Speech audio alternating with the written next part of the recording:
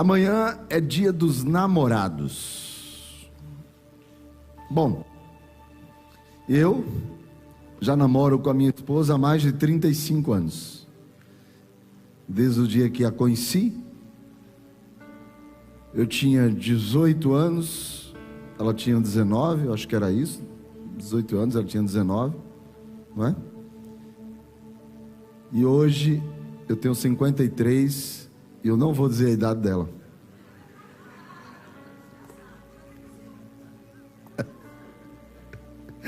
Ou seja, olha o tempo que estamos juntos, namorando, que bom. Mas esse negócio de Dia dos Namorados, para você saber, isso começou, na verdade, por uma estratégia de marketing comercial lá nos Estados Unidos. O mês era fevereiro e eles criaram uma data em cima de um personagem chamado São Valentim.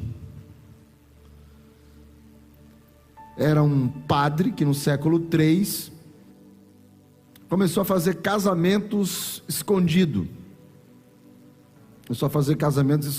Porque o Império Romano, através do imperador Cláudio, percebeu que todos os soldados que iam para a guerra, que eram casados ou tinham namoradas, eram mais frouxos do que os solteiros, que ficavam pensando na mulher em casa, ficavam pensando na namorada e falavam: vou morrer não. E aí ele falou assim: proibido casamento enquanto o império estiver em guerra, ninguém casa, proibido namoro, proibido tudo. Está casado, mas solteiro, esquece esse negócio. É proibido a igreja celebrar casamento enquanto o império estiver em guerra. Mas o padre Valentim esse apagou de vez mesmo, Tiago, decidiu quebrar a ordem do imperador e começou a fazer casamentos em secretos, até que ele foi preso.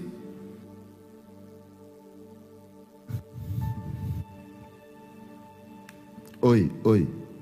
E na cadeia ele foi tratado por um carcereiro que tinha uma filha cega. E essa menina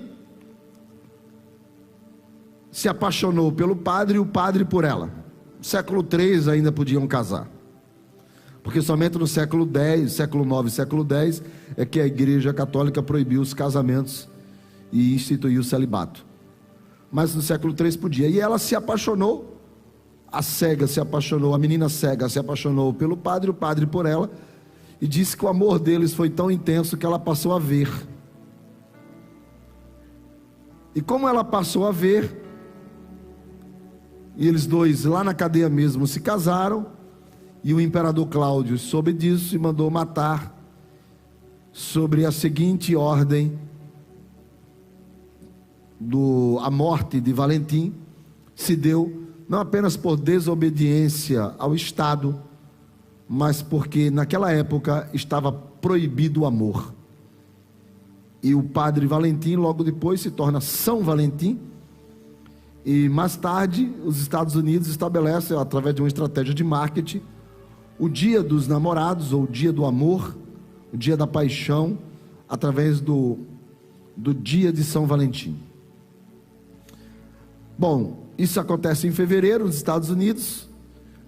E em 1950, mais ou menos, 1948, 49, 50, por ali, a Associação Comercial de São Paulo contrata uma agência de propaganda, e essa agência, ela tinha a missão de fazer alguma coisa para que o mês de junho o comércio reagisse, porque o mês de junho, mês chuvoso, as pessoas não compram e tal, tudo. Então foi quando a agência de propaganda teve a ideia de criar o dia de São Valentim no Brasil.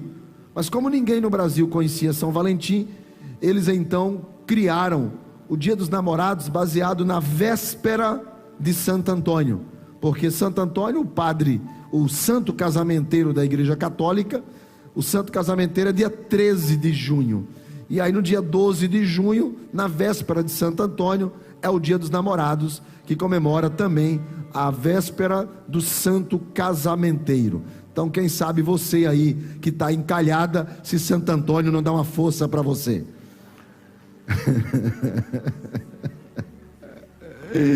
Bom, e aí daí em 1950 surge a ideia do dia dos namorados. Agora, o interessante é que tanto no restante do mundo, na Europa, nos Estados Unidos, né, que acontece em fevereiro, o dia de São Valentim, é dia de comprar presente. É dia de comprar presente. No dia dos namorados no Brasil, é dia também de comprar presente, né? É dia de comprar presente. Então, ou seja, você que veio aqui esta noite e que está ou casado com a sua namorada já há bastante tempo, ou está iniciando o namoro, ou está namorando, eu queria que você dissesse algo para a pessoa que está do seu lado e diga: amanhã é dia de você declarar o seu amor por mim. Cadê o presente?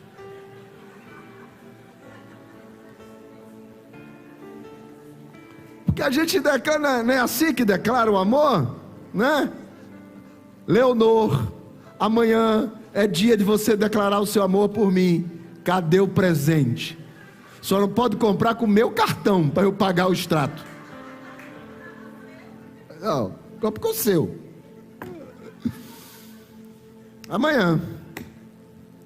Então, uma relação de amor, ela se dá através de uma expressão de amor. O que é expressão de amor? É aquilo que pode ser de alguma forma visto ou materializado. Porque você não consegue fazer, eu te amo, cadê? Pegar, não dá. Não dá para tomar 3 cápsulas de amor. O amor, assim como todos os outros sentimentos abstratos, não é palpável, mas pode ser expresso. Há uma expressão do sentimento. E é sobre essa expressão do sentimento que eu quero hoje conversar com você pela palavra de Deus. Como que se exprime o amor? Como que se manifesta? Como que você consegue, de forma visível e palpável, que esse amor seja visto? Quando eu olho para a Bíblia, eu encontro em João 3,16 assim: Deus amou o mundo de tal maneira que Ele deu o seu Filho unigênito, para que todo aquele que nele crê não pereça, mas tenha vida eterna. Ou seja, a maneira que Deus amou o mundo e amou as pessoas, essa maneira foi Deus dando. Deus realizou uma expressão de amor. Isso é uma expressão de amor.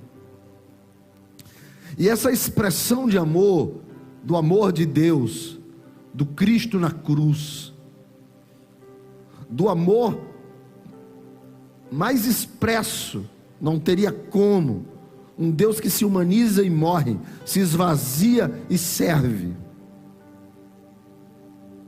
E 1 João 4,19 vai dizer que nós amamos, mas como uma reação, porque Ele primeiro nos amou. Ele primeiro enxergou em nós o que nós não conseguíamos ver nele. Ele acreditou em nós quando nós não sabíamos quem Ele era. Ele morre, eu sendo pecador, seu inimigo. É isso que Romanos 5,8 vai dizer. Ele prova o seu amor para conosco quando Cristo morre, a gente ainda sendo pecador. E os versículos que se seguem vai dizer inimigo de Deus. Versículo 10 diz inimigo de Deus. Nós somos reconciliados com Ele com Deus através da morte do Filho, quando nós éramos seus inimigos. Ou seja, não tínhamos nada que o agradasse, Ele nos amou. Por isso que o nosso amor resulta em uma expressão para com Ele, como experiência do meu amor para com Deus. Por isso que olha o que aqui diz a Bíblia. Ela não diz sejam pregadores, ela diz sejam testemunhas. A testemunha vai contar o que viu, o que sentiu. Um pregador, ele vai falar o que ele aprendeu. Por isso que uma mensagem tem vida quando você transmite o que você experimentou. Experiência. Experimentar. Testemunhar. João, capítulo de número 12. E aí, se você trouxe sua Bíblia, o seu sabre de luz, você pode conectar em João 12, versículo 1, ou na Bíblia, ou no seu sabre de luz. Diz assim: 6 dias antes da Páscoa, foi Jesus para Betânia, onde estava Lázaro, a quem ele ressuscitara entre os mortos. Estou vendo gente procurando, eu vou deixar você achar aí. Eu já estava aberto, né? Para mim era muito mais fácil. João 12, verso 2, eu estou no verso 2. Deram-lhe, pois, ali uma ceia, um jantar. Marta servia, sendo Lázaro um dos que estavam com ele à mesa. Então Maria, tomando uma libra de bálsamo, de nardo puro, muito precioso, ungiu os pés de Jesus e os enxugou com seus cabelos, e encheu-se toda a casa com o perfume do bálsamo. Mas Judas Iscariotes, um dos discípulos, o que estava para traí-lo, disse: por que não se vendeu este perfume por 300 denários, e não se deu aos pobres? Isto disse ele, não porque tivesse cuidado dos pobres, mas porque era ladrão, e tendo a bolsa, tirava o que se nela se lançava. Jesus, entretanto, disse: deixai-a, e que ela guarde isto para o dia em que me embalsamarem, porque os pobres sempre o tendes convosco, mas a mim nem sempre me tendes. Verso 9: soube uma numerosa multidão dos judeus que Jesus estava ali, e lá foram, não só por causa dele, mas também para verem Lázaro, a quem ele ressuscitara dentre os mortos. O capítulo 11 de João vai falar sobre 3 pessoas: Marta, Maria e Lázaro. Vai falar sobre elas, as irmãs, na morte do seu irmão, que é Lázaro. Lázaro é o caçula, porque em todos os textos, Mateus, Marcos e Lucas e João, quando falam sobre ele, a sequência sempre é a mesma. Marta, a que mandava, a que estava ali sempre, dando ordem, servindo, fazendo as coisas. Maria, a do meio, e Lázaro, o caçula, o mais jovem, o último.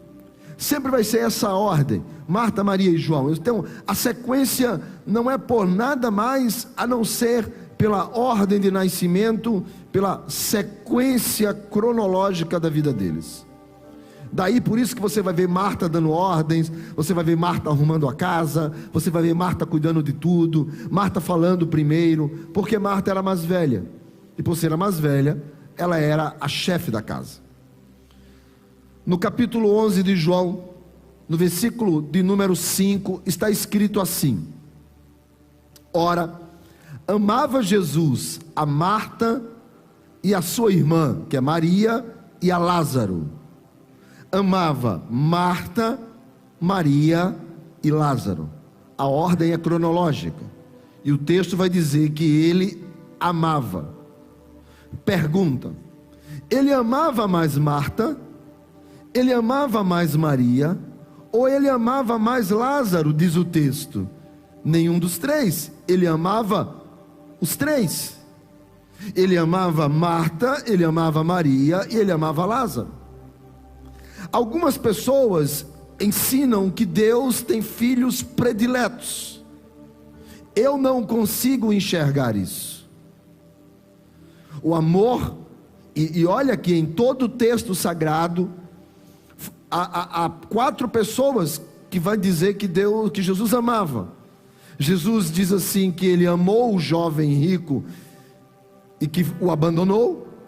E o texto vai dizer que ele amava Marta, Maria e amava Lázaro.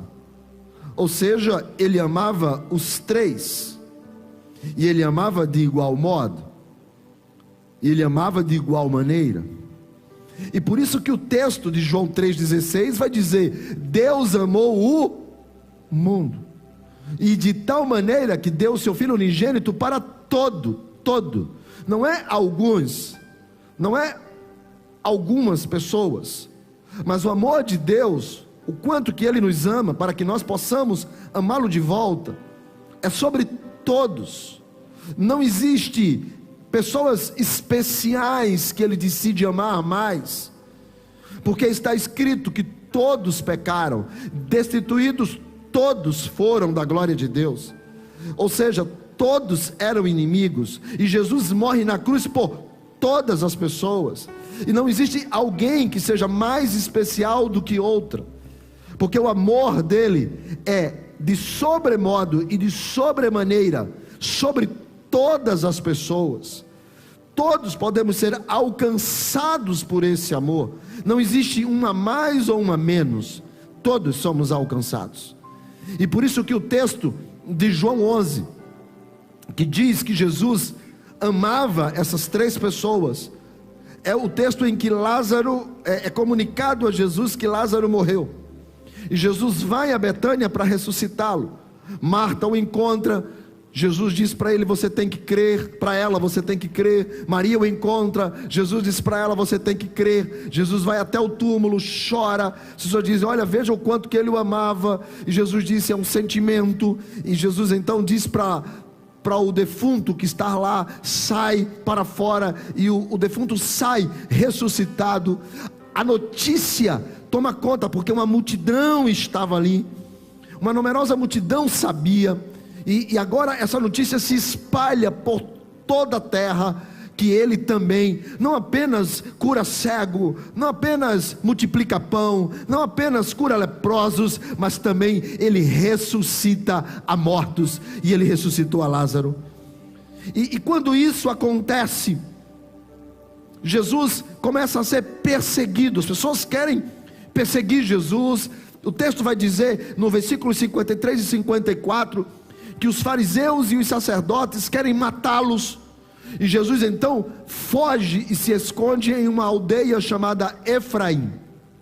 Retira-se para uma região deserta, e ele vai para uma aldeia chamada Efraim, e lá ele fica com seus discípulos por um bom tempo, para que a notícia diminua, para que o zum acabe. Passado alguns dias ou muitos dias, Jesus volta, e o local que ele ficava perto de Jerusalém era Betânia. E ele vai então em Betânia. Marcos capítulo 14 vai dizer que ele está em Betânia, na casa de Simão. E em João 12 não diz aonde ele está, só diz que ele está em uma casa, e que ele está ali sendo servido em um jantar.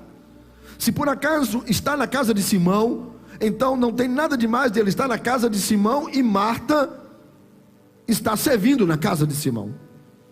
Mas o que eu olho para o texto é que no verso 2 e no verso 3 está escrito assim: deram-lhe pois ali uma ceia para Jesus. Maria servia, Lázaro estava sentado com ele, e Maria, tomando uma libra de bálsamo muito precioso, ungiu seus pés. Ou seja, os 3, cada um dos 3 estavam lá, e eles de alguma maneira expressavam o amor por Jesus do seu modo. Deus nos ama e Jesus amava Marta, Maria e Lázaro de igual modo, mas os três não expressavam o seu amor por Jesus da mesma forma. Marta servia, Lázaro estava sentado ali à mesa, como da última vez em que Marta servia, e Maria era quem estava sentado, e Jesus diz: olha, ela escolheu a melhor parte, ou seja, é uma das maneiras de adorar. Então, Lázaro estava sentado, Marta servia, e Maria trouxe óleo, bálsamo para ungir os pés. Os três expressaram o seu amor, cada um da sua forma. Você consegue entender isso? As pessoas não compreendem que Deus nos ama todos por igual, mas a nossa maneira de expressar o nosso amor por Ele não é igual. As pessoas expressam o seu amor de forma diferente. Isso tem a ver com temperamento. Há pessoas que são sanguíneas, que são coléricas. Os coléricos normalmente são líderes. Os sanguíneos normalmente são aqueles que estão sempre à frente, que falam muito e contam histórias e já chamam a atenção de todo mundo. Mas existem os fleumáticos, existem os melancólicos, existem aqueles que são tímidos por natureza, que não sabem se expressar muitas vezes, que temem a maneira de falar, que gostam de ficar na sua. Não significa eu dizer que essas pessoas amam menos, que essas pessoas adoram menos, que essas pessoas expressam menos. Cada uma tem uma maneira de expressar. Tem gente que quando pega o microfone começa a chorar, a igreja pega fogo, e pega fogo ali, pega fogo aqui, pega fogo aqui. Quando chega nele, pula e pega fogo no outro. Não é que esse daqui não ama, não é que esse daqui não adora, não é que esse daqui não se expressa, é que ele tem a sua maneira de se expressar. Você consegue entender isso, sim ou não? Tem gente que se expressa como Marta, servindo, e está na porta, e está ali, e está correndo, e está no estacionamento, e vai ali para trás, e vai ali para o TI, e serve na câmera, e se tiver, ele bate uma foto também, ele faz um rios, ele vai ali para a porta, e se alguém disser para ele: eu preciso de você para carregar uma cadeira, ele pega 2 cadeiras, porque ele ama Deus, ele ama, ele é apaixonado por Jesus, mas ele expressa como Marta. A sua maneira de expressar o seu amor é como Marta. E há pessoas que expressam o seu amor como Lázaro. Marta passa para lá, Marta passa para cá, Marta corre para lá, Marta vai para lá, Marta volta para cá, Marta está ali, Marta está servindo, Marta traz um copo, Marta traz uma xícara, Marta trouxe o café, Marta trouxe o chá, e Marta foi para lá, e Marta correu para cá, e Lázaro?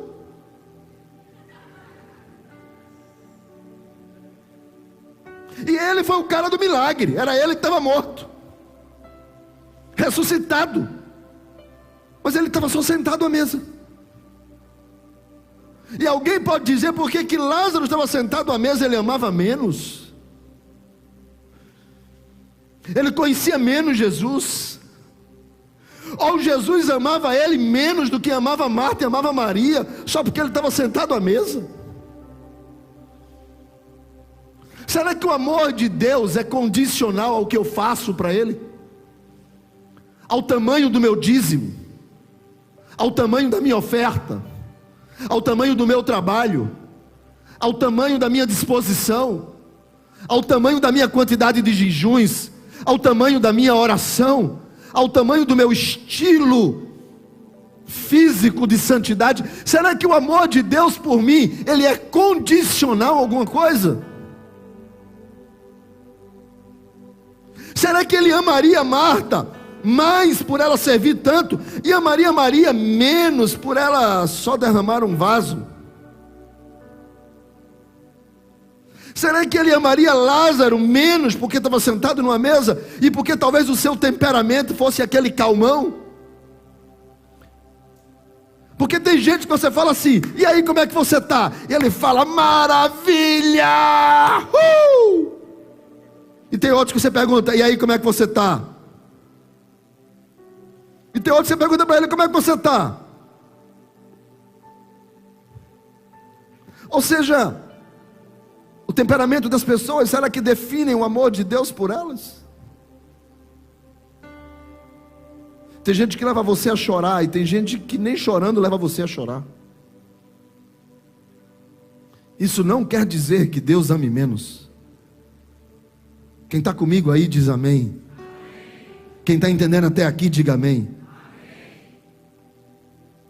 Quando eu estava escrevendo essa mensagem,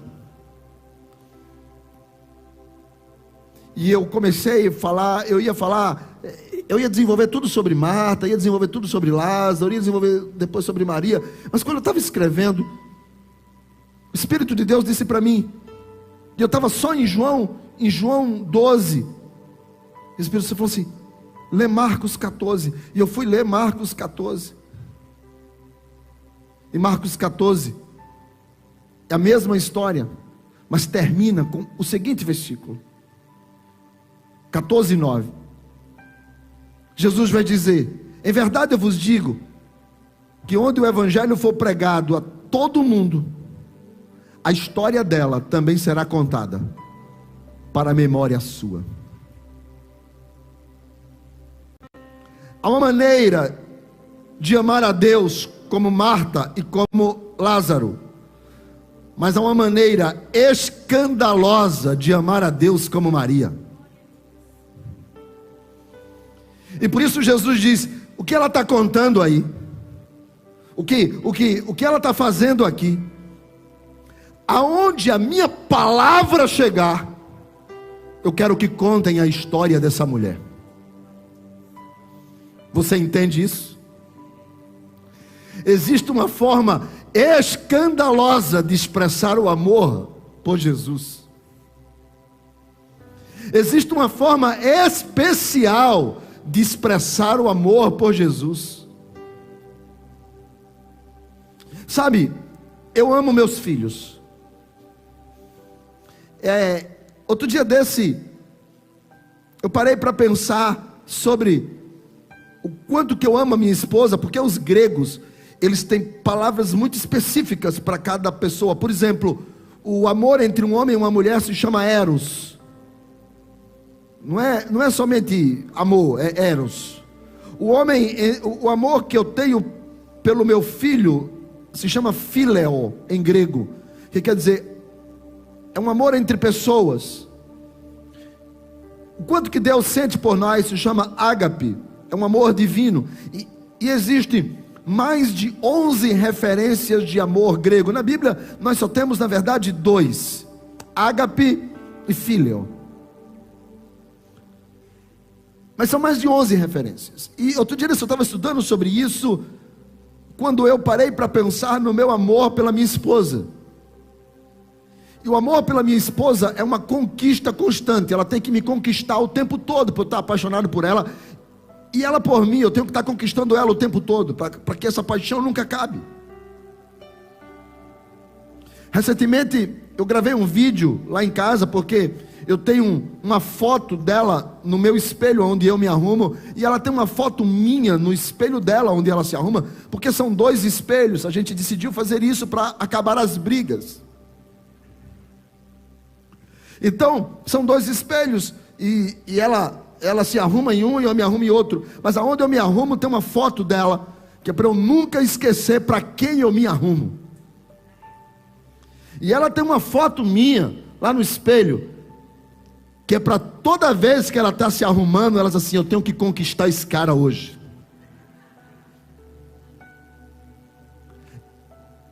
O amor entre um homem e uma mulher é uma conquista constante todo dia. Mas o amor por filho, só quem tem é quem sabe. É uma coisa estranha, porque você ama essas criaturas e não precisa nem que eles te amem de volta, e eles não precisam nem te conquistar, você ama. Eles não precisam nem nem fazer nada, você ama, você entende? Você ama. Você ama, você chora, você sofre. A vontade que tem às vezes é de pular no pescoço e esqualar o miserável, mas a gente ama e alisa.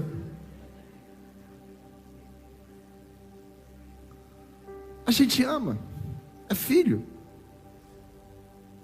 E o mais interessante em tudo isso é que esse amor de pai para filho, você não tem como medir, não tem como explicar, não tem como mensurar, não tem, gente, não tem. Esse amor de pai para filho. Agora, imagine se eu vou estacionar o carro no centro da cidade, e na hora que eu estiver estacionando o carro, vem um guri e fala: doutor, aqui, eu nunca vi ele, e ele aqui, coloca o carro aqui, e já vem com a franelinha rodando, aqui doutor, aqui, e eu paro o meu carro, eu abro a porta, converso com ele e vou-me embora. Eu nunca vi, não sei quem ele é. Agora pense que Deus está dirigindo um carro, e eu sou o franelinha, e eu digo para Deus: doutor, Jeová, por gentileza, aqui, e quando ele abre a porta, o que é que ele sente por mim?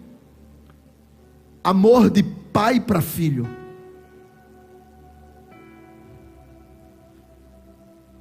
Eu sou o franelinha, mas o que ele sente por mim é um amor de pai para filho.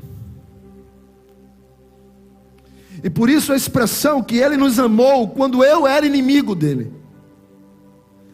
Ele sentiu amor por mim quando eu não estou nem aí para ele. Eu só quero R$2, 2 não, que 2 não vale mais nada, eu quero 5 para guardar o carro dele. Mas ele me ama. Mas ele não me ama como alguém que ele está vendo, ele me ama como eu amo meus 2 filhos. E é isso que a Bíblia vai dizer, é sublime, é incompreensível, é incondicional. Não pode ser um sentimento ou um conhecimento racional, não tem como raciocinar. É o que Paulo vai dizer em Romanos 5, quando ele nos ama, e eu era pecador. Ele manifestou o seu amor, a sua bondade, a sua misericórdia, o seu perdão, me deu uma segunda chance, abriu a porta do céu, preparou casa para mim, me preparou a eternidade, e eu era só um guardador de carros.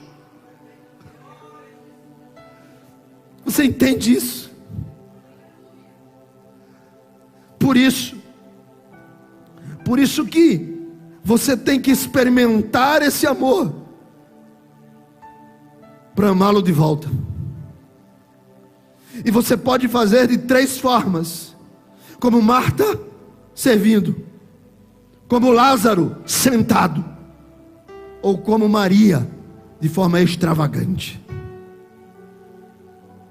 O texto de João 12:3 vai dizer assim: então Maria, tomando uma libra de bálsamo de nardo puro, muito precioso, ungiu os pés de Jesus e os enxugou com os seus cabelos, e a casa se encheu de perfume. Do perfume do bálsamo se encheu toda a casa. Uma forma extravagante de adorar. Sabe, essa forma ela é individual. O texto poderia dizer: Maria, em nome de Marta e de Lázaro, levou o vaso. Mas o texto não diz isso. O texto diz: então Maria, tomando. Ou seja, é individual. A relação de amor com Jesus, a expressão, o retorno é individual. O que eu sinto por Jesus é o que eu sinto. Não dá para minha esposa medir. O que ela sente por Jesus não dá para medir. E não é que Marta sentiu diferente, Lázaro sentiu diferente e Maria sentiu diferente. É que o coração de Maria queria expressar a gratidão do que Jesus tinha feito por ela, ressuscitando seu irmão.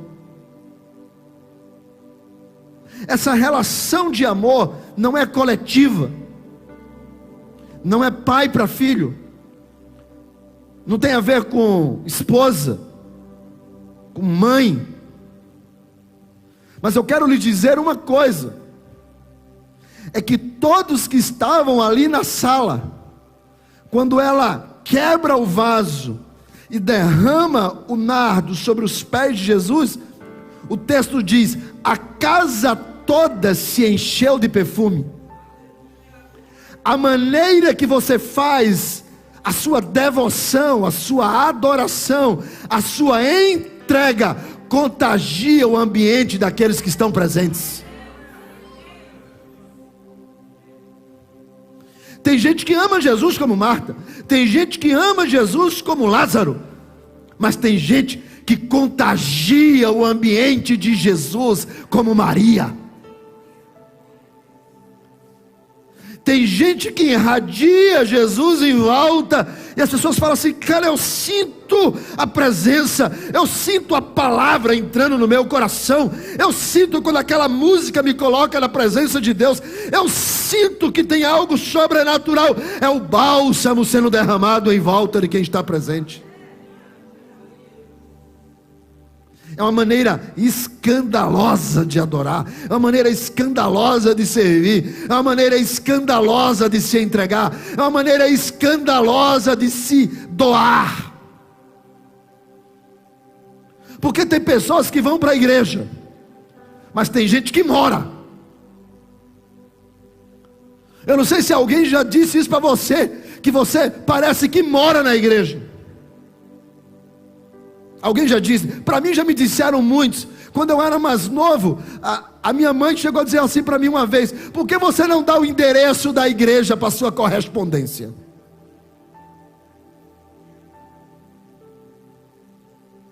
Por isso que o salmista vai dizer: eu prefiro um dia na tua casa, só um dia vale mais do que 1000 dias em qualquer outro lugar. Isso é uma maneira escandalosa de expressar amor. Como é que você expressa o seu amor de forma escandalosa? Como é que você expressa o seu amor? Essa manifestação de amor, ela decidiu, gente. Ela diz assim, ó: então Maria, tomando uma libra, 340 gramas, quase meio litro. Para você ter uma ideia, o texto diz, poderia ser vendido por 300 denários. Marcos vai dizer, o valor que ela derramou, do vaso que ela quebrou, custava, ele já afirma, 300 denários. É praticamente um ano de trabalho. Eu estou falando de 12 meses de salário, incluindo o 13º.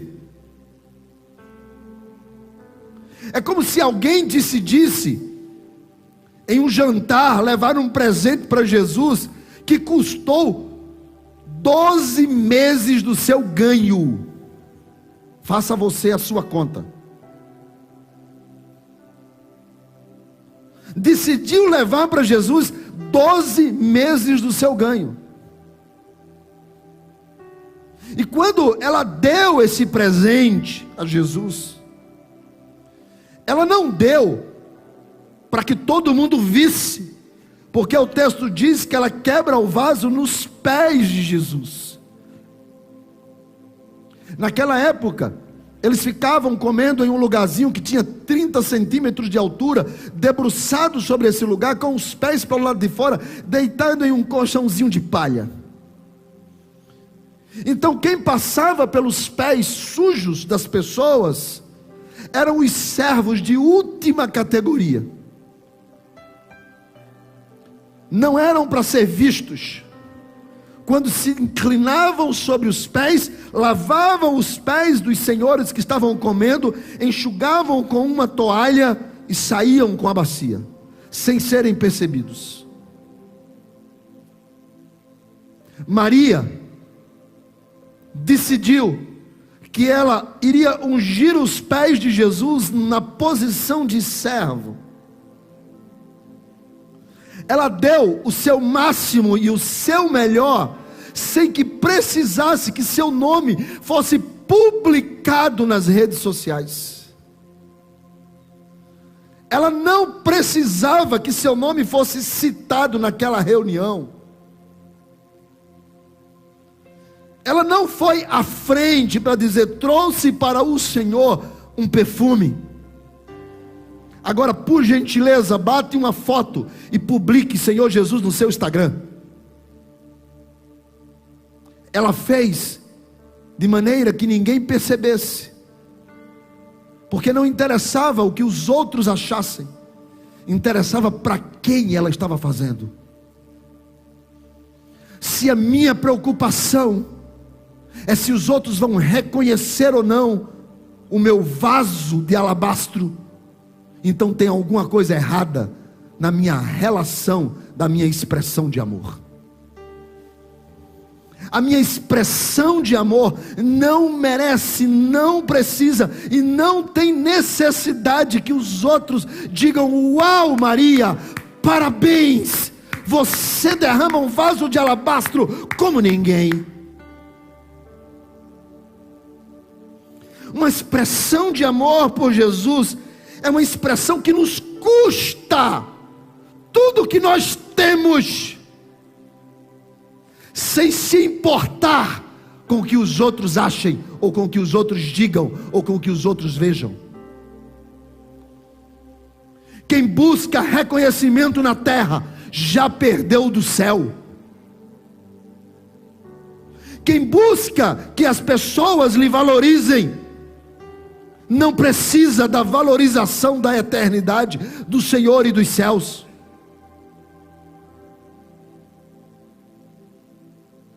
Marta servia, Lázaro sentado e Maria nos pés.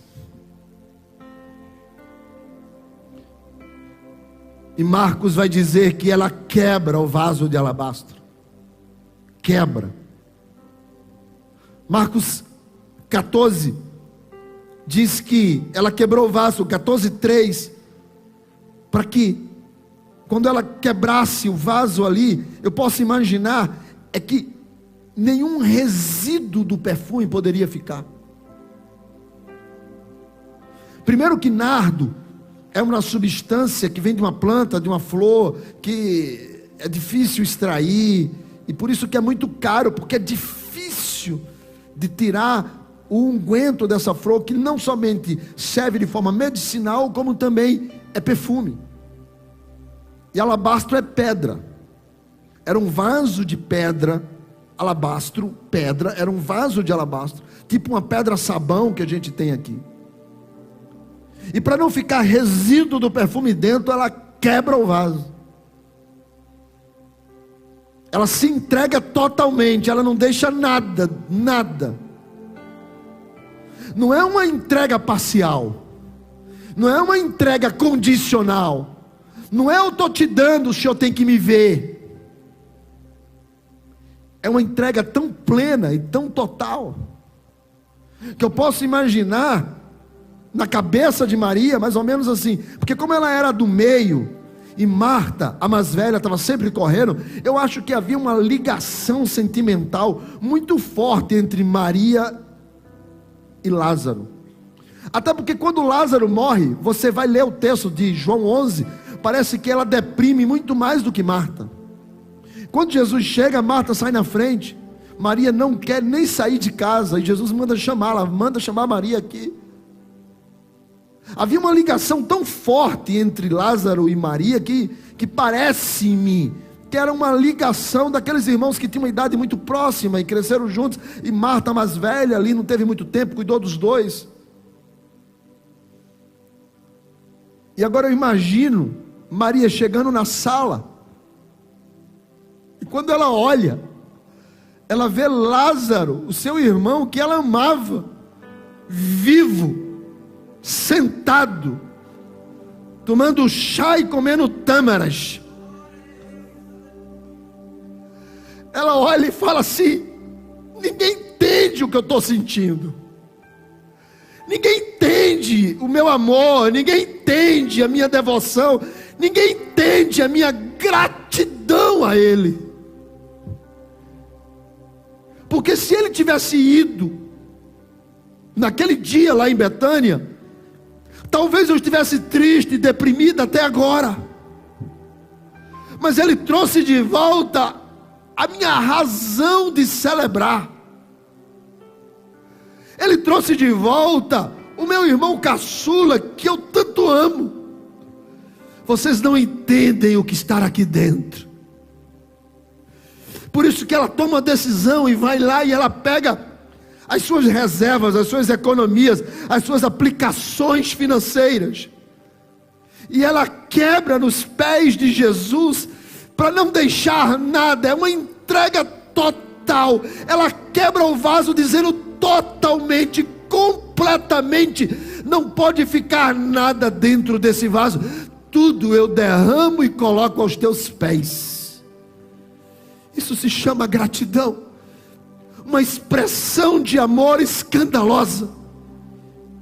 E o verso 9 vai dizer, e o verso 10, que principais, sacerdotes, todo mundo tinha ido até lá, porque queriam ver se realmente eram ele, porque estavam planejando matá-lo. Dentro da sala tinha alguém que não era qualquer um, era um apóstolo, era Judas Iscariotes, e não era somente um apóstolo, era o tesoureiro do grupo, fazia parte da diretoria da igreja de Jesus, era o cara que tinha o controle financeiro. E esse cara não gostou da atitude de Maria, e disse: ela não pode fazer isso, ela está equivocada no seu plano e no seu planejamento de adoração.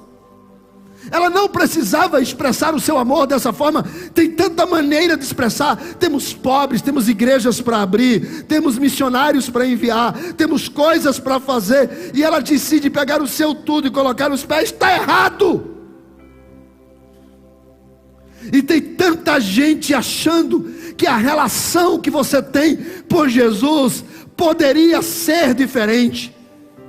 Quando a gente decide fazer uma expressão de amor escandalosa, vai ter gente que vai apontar, vai ter gente que não vai gostar, vai ter gente que vai dizer que está errado, vai ter gente que vai terminar como Judas Iscariotes, mas enquanto ele ainda não morre, vai durante muito tempo colocar o dedo na tua cara e dizer: está errado. E o que é que você vai fazer? Era um apóstolo. Sabe o que foi que Maria fez? Não estou nem aí, eu vou continuar quebrando meu vaso nos pés dele.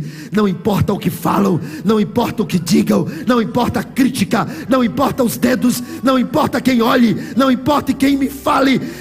Eu sei quem ele é, eu sei quem ele é, eu sei quem tenho crido, eu sei quem ele ressuscitou, eu sei que eu amo, eu sei que ele me salvou, eu sei que ele é o Cristo vivo, eterno Redentor.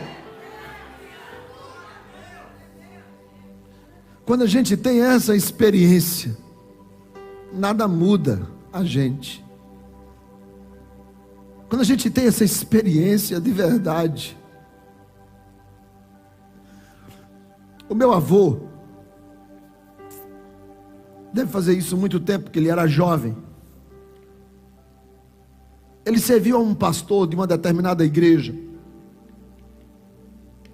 Ele era o camarada que carregava a pasta do pastor. E o meu avô contava muitas histórias desse pastor, porque ele era um pastor icônico, um pastor realmente que fez muita diferença, porque ele era analfabeto, não sabia nem assinar o nome, e tornou-se presidente de uma denominação aqui no estado, a nível estadual, e passou a ter uma projeção nacional. E de muitas histórias que meu avô contava desse homem, uma delas, pelo fato dele ser grosso, disse que papel para embrulhar prego perdia. As pessoas chegavam para ele e diziam assim: pastor, tudo bem? Ele perguntava: para que você quer saber? Era grosso.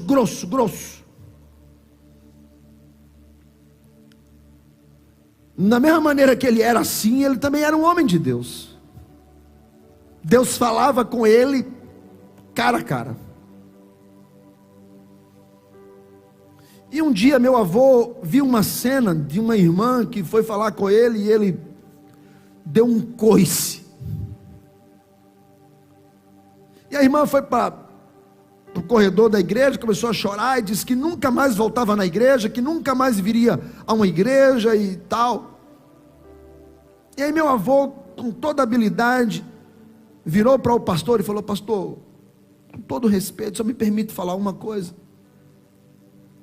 E o pastor disse: diga. Ele disse: pastor, irmã fulana disse que nunca mais volta aqui, disse que não quer saber de igreja, porque o senhor agiu assim. O pastor virou e disse: se cara feia tira a pessoa da presença de Jesus, nunca conheceu Jesus. Nunca conheceu Jesus. Meu avô contou muitas histórias, mas uma delas ficou gravada na minha mente, e era essa. Porque estamos vivendo uma geração de gente mimizenta, que não me toque, não fale, passou e não viu. As pessoas não entendem o propósito. E bastou orar diferente, dizer diferente, fazer diferente, que quando Judas se levanta e diz: está errado,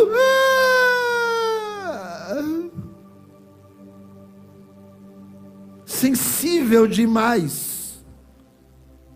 Agora eu estou vendo ali uma multidão, os principais sacerdotes querendo matar Jesus, Judas dizendo que Maria fez errado, e ela quebrando o vaso, enxugando com os cabelos e adorando aquele que ressuscitou o seu irmão. Uma expressão de amor individual, enfrenta qualquer que seja o desafio, mas ela é escandalosa diante de Deus. Como é a sua expressão de amor? Como é a sua expressão de amor? O que é que você fez?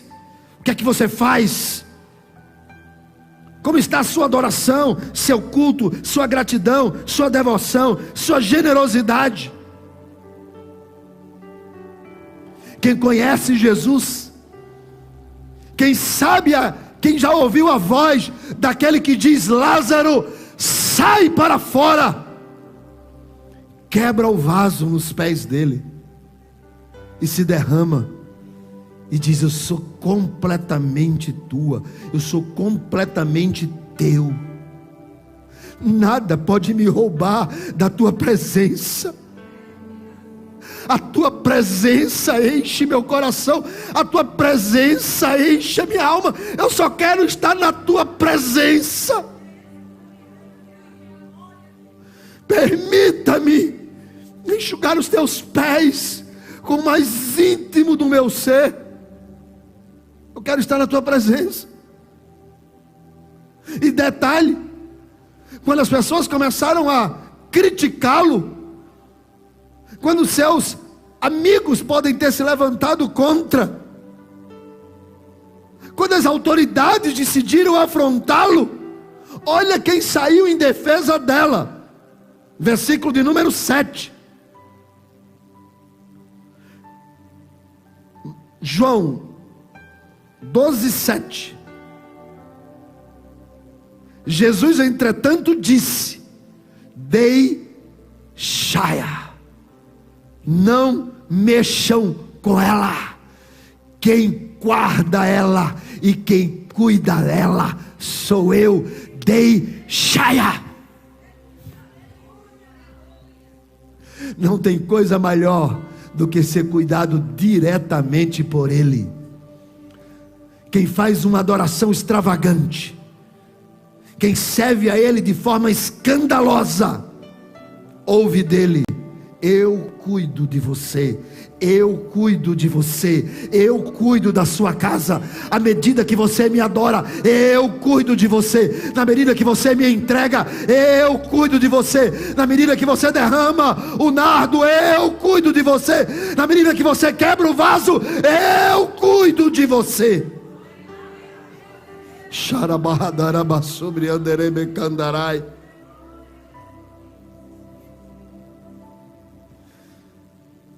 Esse coração de servo que está aqui esta noite, de pessoas que decidem que precisam quebrar o vaso, não importa a falha, não importa o tamanho da maneira que você serve. Sabe o que é preciso? Uma entrega total. Se você não decidir se entregar, quebrar o vaso, se você não decidir deixar que Ele, a sua devoção, tome conta e perfume todo o ambiente, se você não tomar uma decisão como ela, no versículo de número 3, e Marta tomando um vaso, Maria tomando um vaso, é uma decisão, e ela decidiu fazer essa entrega total, uma entrega que rompe preconceitos, conceitos, que rompe dificuldades, que rompe os dedos que apontam, que rompe os olhos que veem, que rompe as coisas que nos impedem dessa entrega. Mas ela decide quebrar o vaso, porque ela sabia quem era que estava ali, e ela queria estar na presença, ela queria estar naquele ambiente. Talvez o seu coração esteja vazio. Talvez você nunca teve um encontro real. Talvez você nunca viu um milagre, um sobrenatural. Talvez você nunca teve uma experiência real. Por isso que a entrega é parcial. A entrega é condicional. Eu dou se Ele me der. A entrega é: se o Senhor não falar, eu não irei.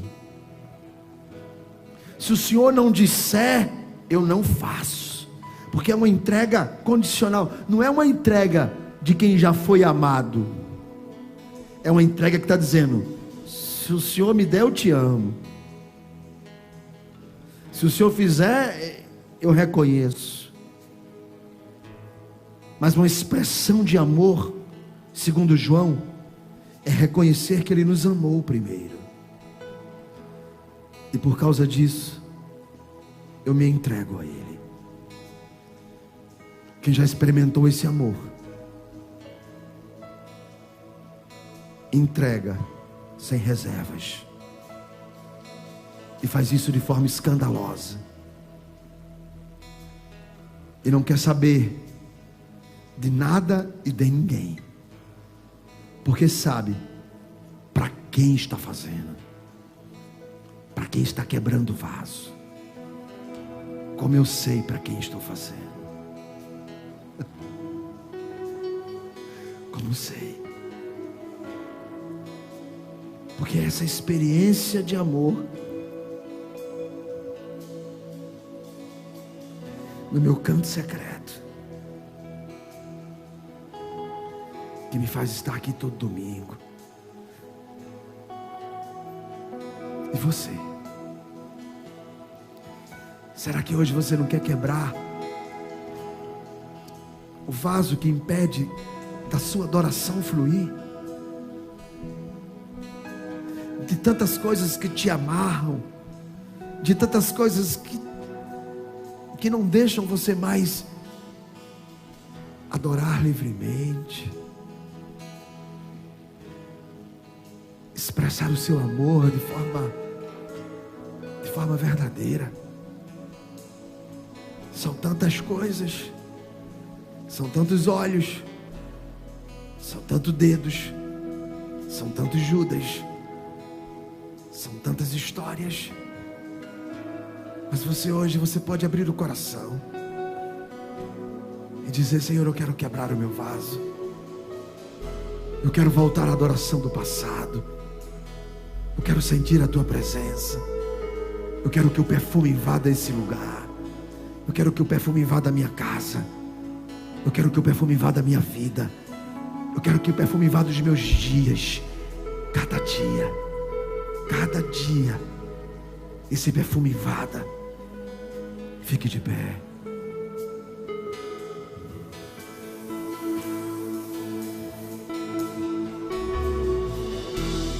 Aos seus pés estou, pra render tudo que sou a ti, tudo que eu tiver.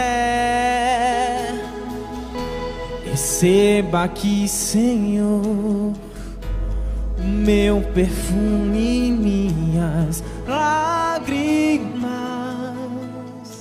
que vão cair.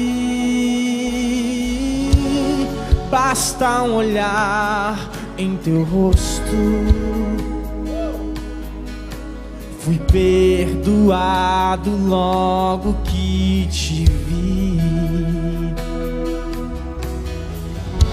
E todos os meus tesouros vou derramar diante de ti. E eu quebro meu vaso aos seus pés, aos pés do meu amado. Eu quebro meu vaso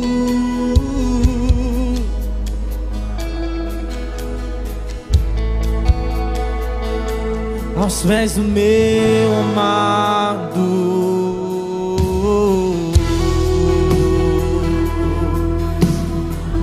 Faça uma adoração extravagante, uma adoração escandalosa. Abre o seu coração. Diga que você precisa desse abraço dele, desse momento que a essência invade toda a casa. Quebre-se diante dele agora. Rompa as suas barreiras, rompa as suas dificuldades, rompa, quebra o vaso. Declara o quanto ama.